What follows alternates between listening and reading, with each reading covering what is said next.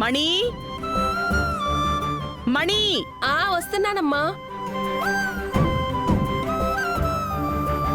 చెప్పండమ్మా. మణి, ఈరోజు చాలా మంచి రోజు. మన జ్యోతిష్యుణ్ణి పిలిపించు. రవి జాతకం, బంగారి జాతకం ఎలా ఉందో చూపిద్దాం. అలాగేనమ్మా. షార్ప్ 9 గంటలకి ఇంట్లో ఉండాలని చెప్పు. సరేనమ్మా.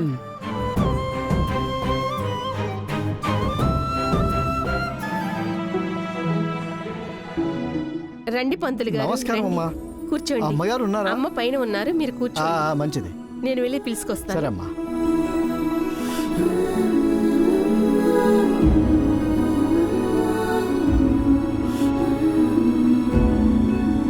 హలో, సిగ్నల్స్ బానే ఉన్నాయి, ఎందుకు వినిపించటం లేదు? హలో, వినపడుతుందా?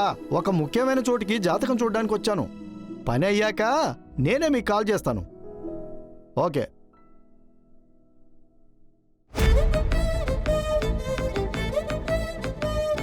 చెప్పండమ్మా. ఇప్పుడు లోపలికి పోతే రవి ఒక జాతకం ఇస్తాడు. ఆ జాతకం చాలా దారుణంగా ఉందని చెప్పాలి. ఆ అమ్మాయి గనక ఈ ఇంటికి కోడలుగా వస్తే ఈ కుటుంబం రోడ్ మీదకి వచ్చేస్తుందని చెప్పాలి. పైగా రవి ప్రాణాలకి ప్రమాదం ఉందని కూడా చెప్పాలి.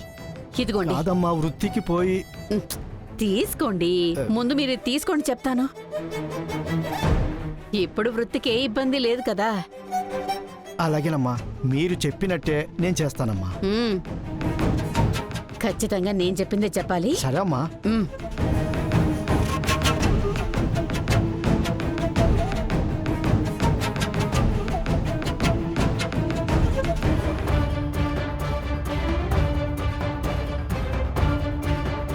నేను రవిని చేసుకోబోయే అమ్మాయిని. లోపల నా జాతకం ఇస్తారు. అది చూసి ఈ ఇద్దరి జాతకం ఒకరి కోసమే ఒకరు పుట్టారని మీరే చెప్పాలి. ఇది అద్భుతమైన జాతకం అని కూడా చక్కగా సరిపోయాయి. ఈ అమ్మాయి కోడలుగా వస్తే రవి రాజయోగం పడుతుందని మీరే చెప్పాలి. దీంతో పాటు మీరు ఇంకో 2-3 ముక్కలు కలిపి చెప్పారనుకోండి, మీరు చెప్పే జ్యోతిష్యానికి ఈ ఇంట్లో ఉండే అందరూ కూడా నేనే ఇంటి కోడలని డిసైడ్ అయిపోవాలి. ఆ లెవెల్లో మీరు స్ట్రాంగ్గా చెప్పాలి.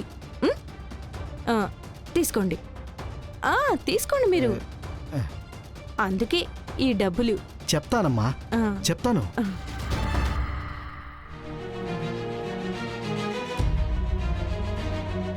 నమస్కారం అమ్మా. నమస్కారం స్వామి, కూర్చోండి.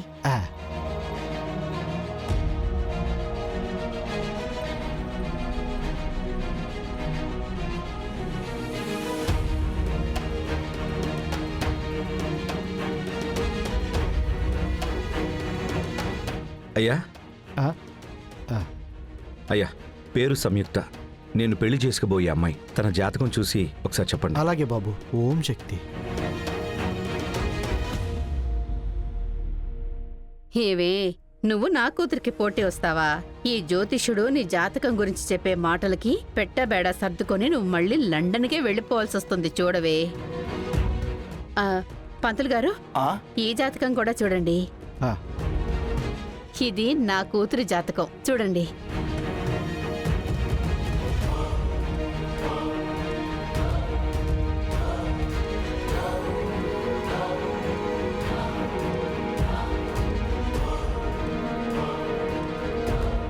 ఏం ఆలోచిస్తున్నారు? ఏం ఉన్నా సరే నిర్మోహమటంగా చెప్పండి. అన్నింటికీ మేము సిద్ధంగానే ఉన్నాం. అవునవును, చెప్పండి. నేను ఇప్పటి వరకు ఎన్నో జంటలకి జాతకాలు చూసి పెళ్లి చేయించాను. కానీ ఇలాంటి అద్భుతమైన జాతకాన్ని చూసి చాలా చాలా ఏళ్ళయిందమ్మా.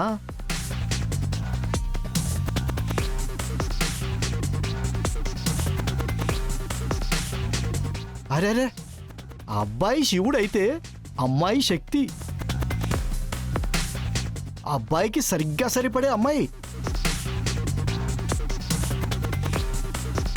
ఈ అమ్మాయి కాని మీ ఇంటి కోడలుగా వస్తే ఏంటి? నిర్ణయించుకునే కదా జాతకం చూపిస్తున్నారు. ఖచ్చితంగా ఈ అమ్మాయే ఈ ఇంటి కోడలు.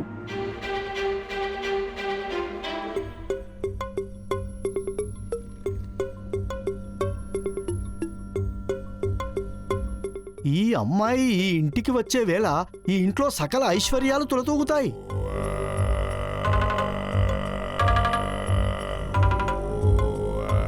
మీ ఇంటికి ఏ కష్టం వచ్చినా ఈ అమ్మాయి ఒక్కతే నిలబడి తీరుస్తుంది. దైవ అనుగ్రహము, అదృష్ట యోగము కలగలిపిన జాతకమమ్మా. ఏంటైనా రూపాయి చెప్పమంటే 100 రూపాయలకి చెప్తున్నాడు. ఏదో ఒకటి చెప్పే మాట ఇంట్లో వాళ్ళందరూ నమ్మితే చాలు. రాజయోగం అని చెప్తారు కదా, ఆ యోగమే ఈ అమ్మాయి వల్ల ఈ ఇంటికి రాబోతుంది.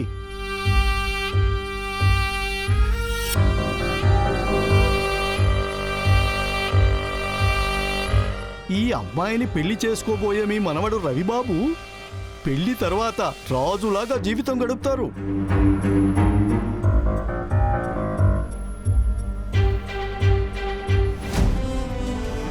మీ మనవడు రవికి ఇక మీదటే అసలు జీవితం మొదలవుతుంది.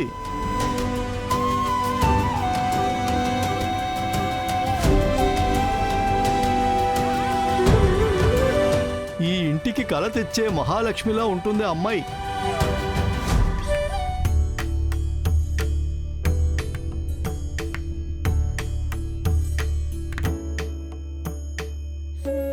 జాన్సమ్మ, అదంతా వదిలేయండి. పేరు బలాలున్నాయే. అరెరెరెరే, అబ్బాయి రవి, అమ్మాయి బంగారి. చెప్పటానికి ఎంత అందంగా ఉంది.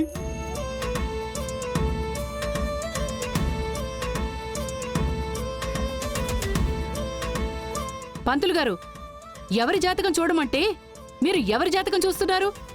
తను పెళ్లి కూతురు కాదు. ఏ బంగారి, నీ జాతకం ఇక్కడికెలా వచ్చింది? నాకు తెలియదు మేడం. మీనా, కాసేపుండు, నేనే ఇచ్చాను.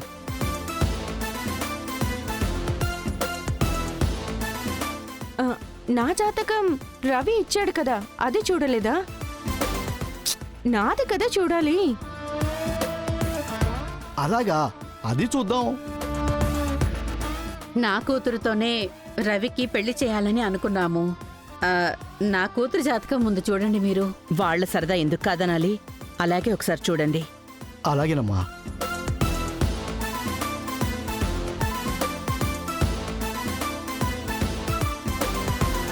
చెప్తున్నానని మరోలా అనుకోకండి. ఈ 2 జాతకాల్లో ఏ ఒక్కరితో ఈయనకి పెళ్ళైనా ఈ ఇంట్లో మిగిలున్న సంతోషము, ప్రశాంతత మొత్తంగా వెళ్ళిపోతుంది.